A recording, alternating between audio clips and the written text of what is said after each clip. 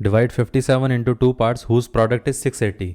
Basically हमें यहाँ पर एक नंबर दिया गया है 57, इसको हमें दो पार्ट्स में डिवाइड करना है। तो मान लेते हैं कि एक पार्ट हमारे पास x है और दूसरा पार्ट हो गया हमारे पास y।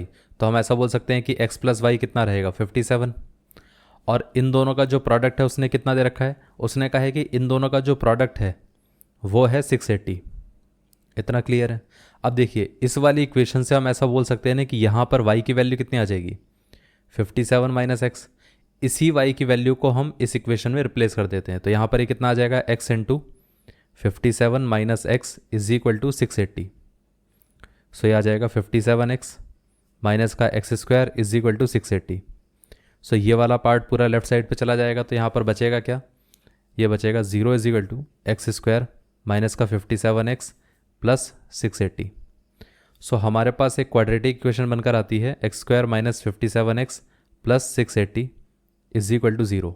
अब हमें इसको सॉल्व करना है तो हमें क्या करना पड़ेगा, यहाँ पर हमें मिडल टर्म स्प्लिटिंग मेथड से सॉल्व करना पड़ेगा।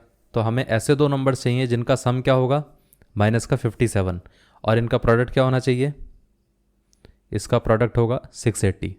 अब इसके अगर हम फैक्टर ढूंढने जाएं तो वो फैक्टर कौन कौन से आ सकते हैं। अब देखिए यहाँ पर अगर हम इसका फैक्टर देखें तो एक तो आ जाएगा हमारे पास 10 और एक आ जाएगा 68। अब इसको फर्दर फैक्टराइज करके देखें तो क्या ये 4 से डिवाइड हो सकता है, बिल्कुल हो सकता है। अगर हम इसको 4 से डिवाइड करेंगे तो 4 इंटू कितना आ जाएगा 17 इंटू कितना आ गया 10 आ गया। अब यहाँ से अगर हम ध्यान से देखें तो 4 और 10 तो ये आ जाएगा 40 और ये आ जाएगा हमारे पास 17। अगर 40 और 17 को हम ऐड करेंगे तो ये हमारे पास क्या बनेगा 57, लेकिन वो तो माइनस का चाहिए हमें। तो हम एक काम करते हैं, इसको भी नेगेटिव ले लेते हैं, इसको भी नेगेटिव ले लेते हैं। तो -40 और -17 इन दोनों को मल्टीप्लाई करेंगे तो प्लस का 680 आ जाएगा, और इन दोनों को जब हम ऐड करेंगे तो माइनस का 57 आएगा। तो मतलब हम इस नंबर को माइनस का 40x minus 17x plus 680 is equal to 0 and this one is x square. अब इसमें से हम x कॉमन ले सकते हैं। तो यहाँ पर क्या आ जाएगा x माइनस 40। इस पूरे में से हम माइनस का 17 कॉमन ले लेते हैं। तो यहाँ पर बचेगा x, और इसमें से अगर हम 17 कॉमन लेंगे तो बचेगा 40, और ये आ गया माइनस का 40 इज इक्वल टू 0। अब x माइनस 40 दोनों में से कॉमन आ सकता है। तो यहाँ पर ये आ जाएगा x माइनस 40, और ये बचेगा यहाँ पर x, और यहाँ से बचेगा माइनस का 17 इज इक्वल टू 0।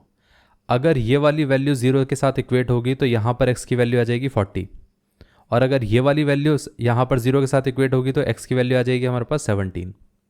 इतना क्लियर है। तो ये दोनों हमारे पास x की वैल्यूज़ हैं। अब देखिए यहाँ पर अगर हमारे पास x 40 आ जाता है तो y कितना आएगा, y आ जाएगा 57 minus x which is 57 minus 40 is equal to 17। तो मतलब y हमारे पास आ जाएगा 17 अगर x होगा 40।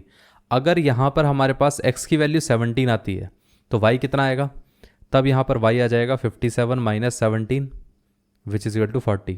मतलब अगर एक नंबर 17 आ रहा है तो दूसरा 40 आ रहा है, अगर एक नंबर 40 आ रहा है तो दूसरा 17 आ रहा है। सो बेसिकली हम ये बोल सकते हैं ना कि 57 को अगर हम दो पार्ट्स में डिवाइड करेंगे तो उनमें से एक नंबर रहेगा 40, एक नंबर रहेगा 17।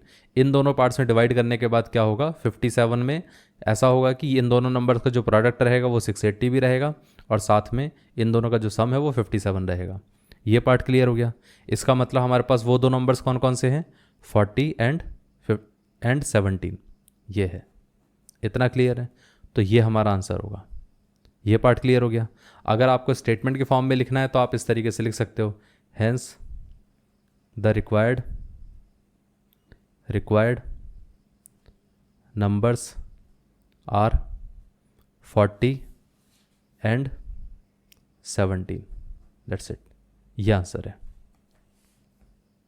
है।